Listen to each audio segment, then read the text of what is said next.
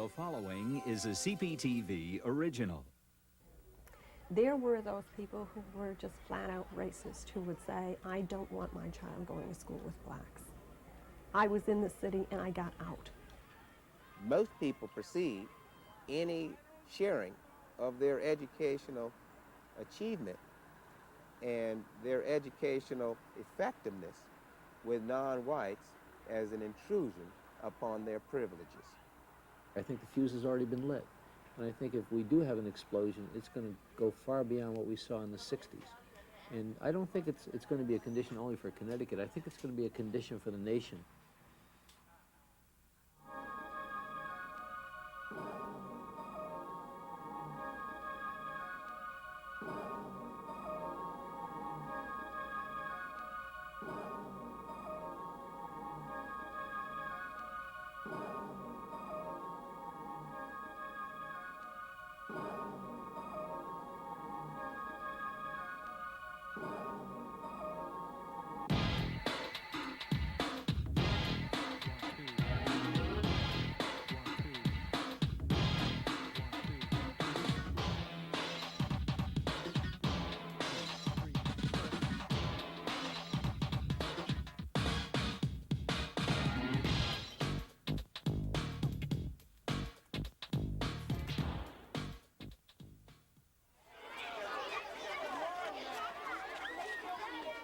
This is the story of the 450,000 boys and girls attending Connecticut's public schools. Connecticut is increasingly multi-ethnic and multiracial. So are its classrooms. 1 out of 4 students is non-white. But segregation in Connecticut public schools is staggering. 8 out of 10 minority students are concentrated in 10% of the school districts. Stay in school, don't be a fool. And by the year 2000, minority enrollments in Hartford, Bridgeport, and New Haven public schools will be approaching 100%.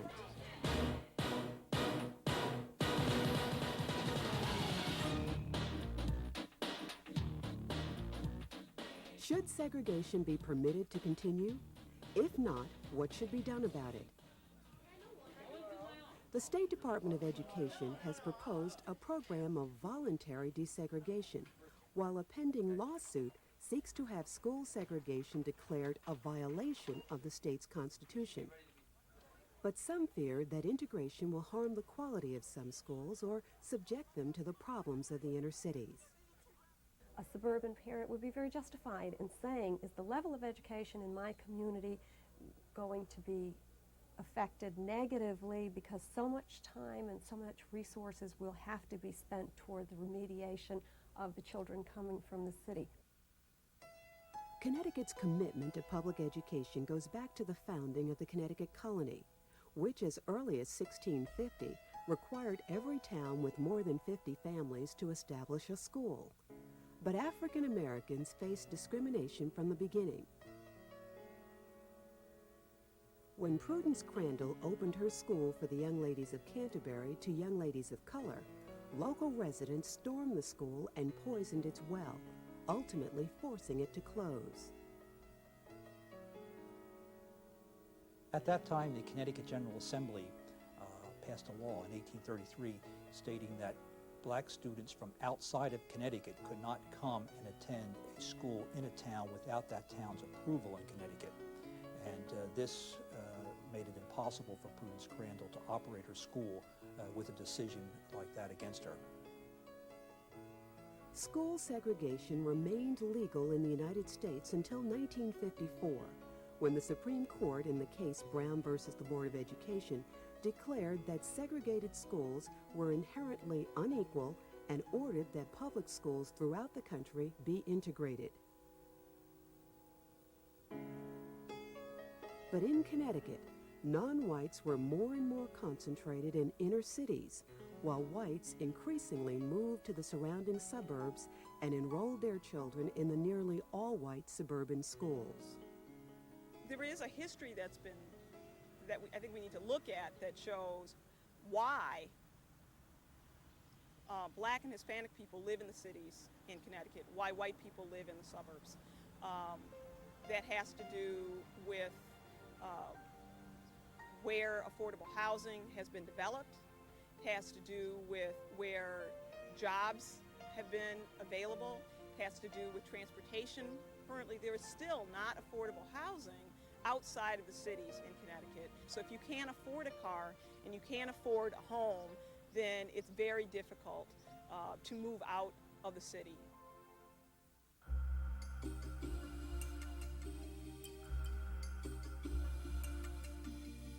With high percentages of crime, chronic unemployment, and poverty, many inner-city neighborhoods like Hartford's North End offer little hope to many kids.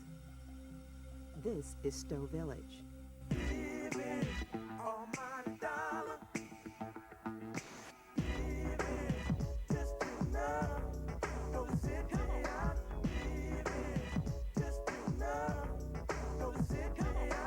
People that are segregated in the projects, the schools around them are not the best schools.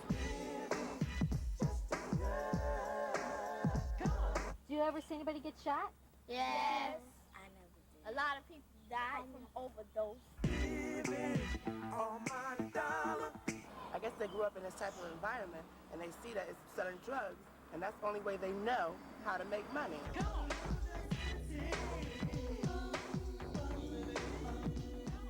In Connecticut, residential patterns are clearly segregated. Therefore, so are the schools, since children attend school where they live.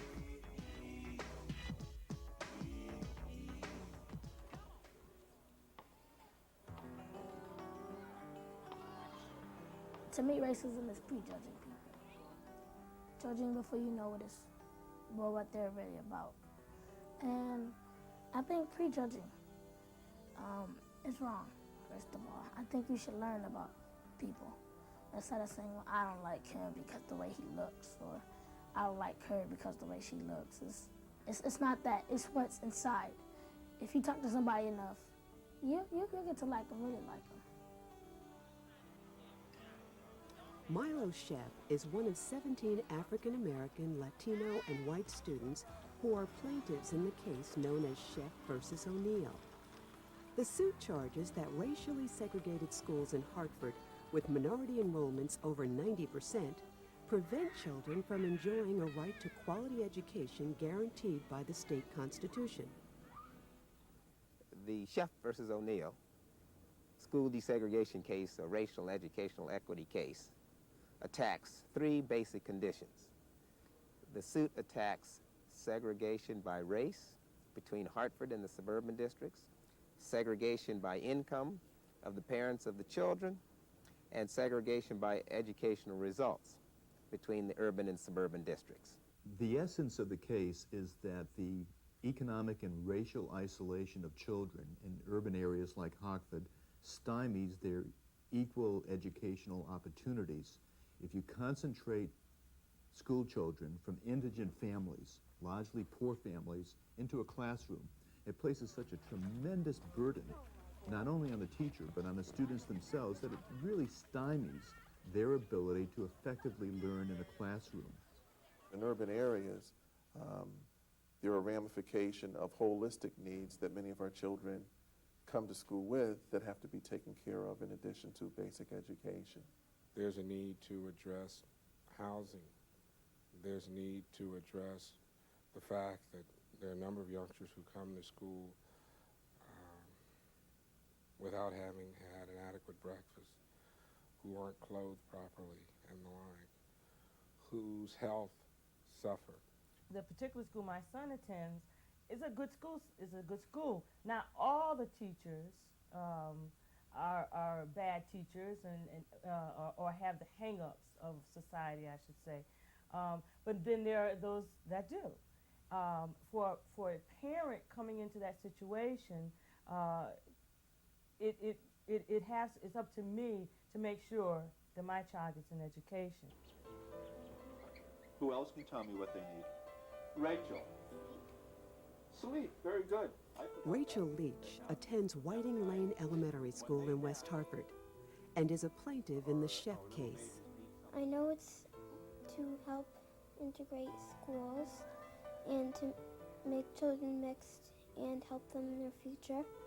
Children in Hartford go to schools that are entirely populated by children of only one racial background, and for that matter, children here in other parts of West Hartford go to schools that are 95% white and 95% upper middle class. And unfortunately, that gives you a quite inaccurate picture of the realities of American culture. We contend that not only are minority children being shortchanged in terms of equal educational opportunity, we also contend that white children are being shortchanged. The real world is a multiracial world. When these kids get out of school, the world that they're going to work in and play in and socialize in is not an all-white world. One of the defendants in the Chef case is Gerald Tarazi, Connecticut's retiring Commissioner of Education. He is a strong advocate of integrated education, who says court-enforced integration sometimes has a role to play, but... I'm a great believer we should not allow the courts to tell us what to do. We should have the public will to do things the way they're supposed to be done. I also think I know enough about the issue of school desegregation that across this country where it has been mandated, it has not really worked. Mandated. In fact, a number of voluntary integration efforts are already underway in Connecticut. Project Concern in Hartford is the oldest voluntary inter-district desegregation program in the nation.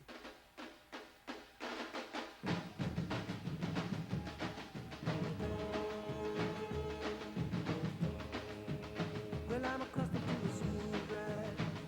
Or maybe I'm a dog who's lost his pride. I don't expect to be treated like a fool no more. I don't expect to sleep through the night. Some people say a lie's a lie's a lie, but I say why? Why deny the obvious child? Why deny the obvious child? Dawn Harris is a senior at South Windsor High. She's been enrolled in Project Concern since the 2nd grade. The first time I never was so scared in my whole entire life than that day, because it was like everybody looked at me. I was so nervous. I didn't know what to say. I didn't know what to do, because I was the only black in all this class, besides this other class with the line in it. And everybody, they was being so nice to me, so kind. I didn't know what to say to them. They didn't know what to say to me, because they was like, oh my Lord, she's black. She's sitting next to me, you know. So I was kind of nervous. And the teacher didn't know what to say, you know. So that made me kind of uneasy and frightened. Should I be out here? I think the greatest value in the program is for those few children that are able to participate. We do have an impact on them, and we do have an impact on those suburban youngsters who are in those classrooms with our children. I think the benefit of the program, if you are going to use either the term desegregation or integration, is that it's just a beginning. It's a stepping stone. We have done something that had not been done prior to this. The best part about going to this school is I get to meet different people and learn more things than I would have at a different school. I get to learn about how to react to different situations that are thrown at me, and just how to get along with each other, get along with the white students. The worst thing is not being able to do many after-school activities, because I live in Hartford and I don't have the transportation to get back and forth from Hartford to South Windsor. Charlene is also a senior at South Windsor. Her column, Dear Senior, appears regularly in the school newspaper. She says most of her high school experience has been very positive until recently. The letter said, Dear Senior, I am prejudiced, and I feel that the job of Dear Senior should have been given to a white student. Since this school is predominantly white, there's no position for you to be there, when they could have selected a more educated white student to fill this position. Please consider this letter as a warning. If you don't consider my letter, I will use physical force among you. It was signed KKK. And my reaction to this letter was, when I first read it, I started laughing because I thought it was a joke, but then I thought to myself, it's not very funny, and the student who wrote this could be serious. When I seen an article in the newspaper about the KKK, I don't see that. You know, maybe my eyes are blind. I can't see beyond what I want to see. But from the friends and what I'm getting, I don't see that out here at all. Maybe a few racial slurs like nigger to Charlene or whatever, but when it came down to me, I only had one incident when it happened, when a boy said to me, what the hell, big black mama, he got suspended for a while, well, a couple of days. because of that. And that's the only time I've seen that. Rather than that, I don't see that here. The ability to work well with people of different backgrounds is important, and that's what you can't get in an isolated school system. So a quality school system gives you both your academic skills and your interpersonal skills. What I hear clearly from the community of color is that the desegregation, that the integration should not be on the backs of children of color. So whereas a project concern, the children go to suburbia, but no child comes into Hartford. The concern of the parents is that if and when we do this, that it should not fall on the backs of only children of color, that all children should be involved in an effort to desegregate.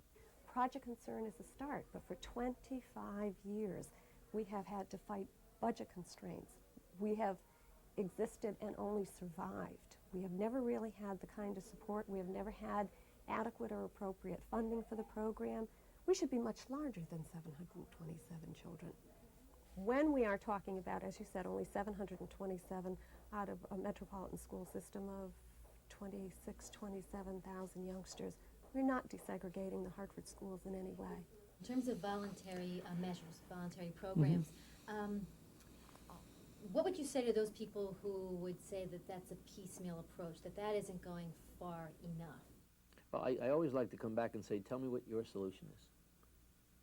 And candidly, their solution would be we have to mandate it or we have to tear down the district lines. Well, I'm going to be right up front and say, if in fact your goal is to mandate it or tear down the district lines, there will only be one of two ways that will happen. Either the General Assembly will vote to change the district lines in the state of Connecticut. I doubt very much if any member of the General Assembly will run on a platform of tearing down the district lines and changing the configuration of school districts in Connecticut, not with local control being so important in the state. Therefore, the second way, and the only other way I can think of, is a decision of the court that will come down and say you must do it this way. Now, I'm the Commissioner of Education. I have no power that I know of to mandate it. Since 1970, the state of Connecticut has also supported magnet schools as a means of improving the overall quality of education while reducing racial isolation. Multicultural Magnet attracts children from throughout the city, and we try to have a third, and a third white, a third black, and a third Hispanic. We attract students who are Spanish dominant in kindergarten, first and second grade, so that'll always have slightly more Hispanic children in our school. Every child is taught a second language. They have a choice of either Spanish or Portuguese. Esa es la reina y ese es el abejón, el macho. Here in Bridgeport, we take children who are average or above average intelligence. And for kindergarten, they have to have a Gazelle readiness test, and they have to pass that test. And if they pass the test, then their name is put into a lottery. Let's take a look at this. We have to teach them how to respect other people and to understand their own culture before they're able to accept and respect other people's culture.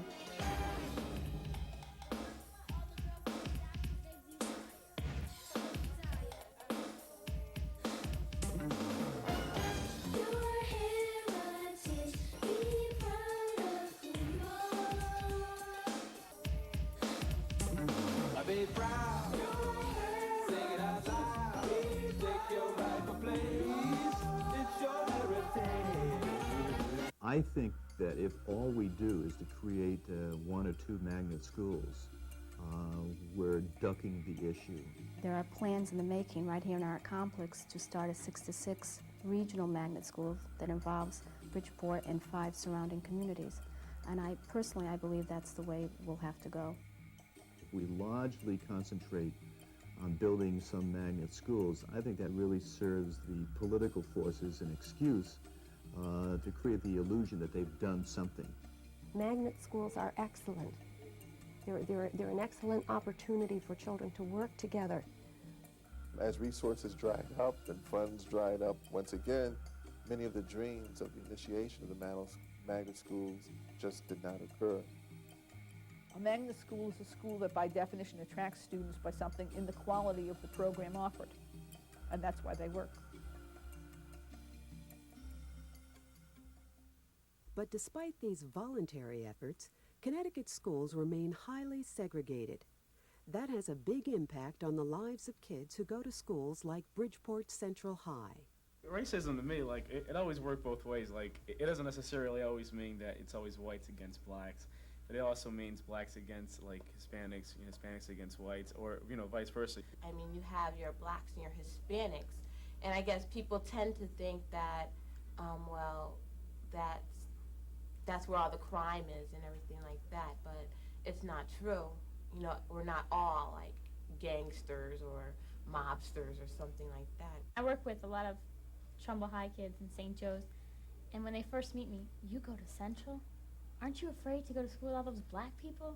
Aren't you afraid you're going to get shot? I mean, well, you're white, I mean, they have an idea that I'm white, I should be with them.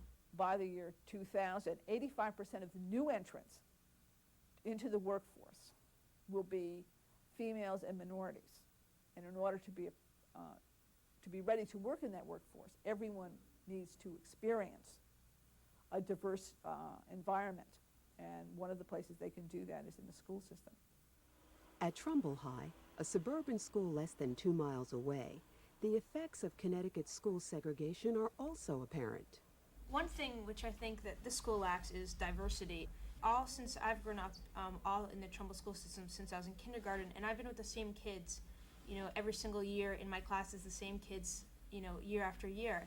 I don't know whether this reflects funding or just the level of education, but I know a couple people at Central, and there are honors courses there, and they don't have nearly the levels of courses that we take here. We're lucky here down in small town USA suburbia. Our dad has a nice job and we live in a nice house. We don't have to worry about anything. Drive a nice car, we're all set. If present trends continue, Connecticut schools will soon be among the most segregated in the nation. A broad consensus of educational opinion supports the need for integrated education. So does the state's constitution. But there are two very different strategies for realizing that goal. One is based on expanding voluntary efforts like Project Concern and Magnet Schools. I would like to think that here in Connecticut we have the economics and the level of education that we would be able to sit down and work our way through. The voluntary programs are good. My concern is that they have to be done on a large enough scale. A child is going to learn best where he or she feels most comfortable. And if I'm going to have to ride a bus for an hour and a half to get to another neighborhood just for the sake of somebody who's keeping some ledger somewhere to say, well, now your school is integrated because Charles was ridden an hour and a half, that's not going to help me as an individual. It's certainly not going to help my self-esteem. If we go back to forced busing, we're really forcing people against their will, telling them they have to do something that they don't want to do. It's much nicer if we had schools that were all quality education. The voluntary approach was laid out in the report of the Governor's Commission on Quality and Integrated Education. Educator Dr. David Carter was co-chair. There are also those who will argue, and I understand the urgency, that voluntary means don't work. I understand that. And there are times I find myself feeling the same way. However, we as a commission were asked to look at voluntary and cooperative ways in which to improve schools and bring about greater diversity. And so our efforts were limited to just that. The debate was not about the findings themselves. It was about whether, in fact, voluntary approaches would be sufficient to achieve a real significant integration of the school system. The voluntary approach works when it is used, but some argue that without legally mandated integration, Connecticut's pattern of segregated education will continue. Purely voluntary means of desegregation simply don't work. Nowhere has anything approaching successful desegregation been executed without the force of a court order. Unfortunately, the route to racial justice in this country has until now always been through the courts. We must deconcentrate and disperse these high percentages of poor children in the state in order to give them a better opportunity and to give the urban districts more breathing room to provide effective education for the rest of the children. Poverty, ironically enough, is a better indication of poor educational performance than race. I think people are really concerned about what's at the end of the bus ride. And nobody's talking about busing children to the degree where they would spend a large amount of time on a school bus. Nobody wants to do that. Discrimination in Connecticut schools goes back almost 350 years. Underlying the issue of voluntary versus compulsory integration lies the question how much longer to let segregated schooling go on. I guess I would stay away from a time frame and look more about, are we making progress? Because you could say easily 5 years, but what if there's no money in place for the first 4 of the 5 years? It just doesn't work. I mean, that's not a real test. We've been here for 25 years, and not an awful lot has happened in those 25 years. I know that in societal change, things move very slowly, but I worry about those. Are we going to lose another generation of children to this situation? 1/3 of the workforce at the beginning of the next decade, which is only about 8.5 years away, will consist of minority persons. If we're going to be able to compete effectively in the world, if America is going to be able to compete effectively, we need good workers, we need good citizens, and those citizens need a good education. What I would like to see ultimately happen is that the children will be able to have the same educational opportunities and options all over the state of Connecticut. As Dr. King has said, until we all are free, none of us are free, and so you can expand that to say until we all have the opportunity, none of us have an opportunity.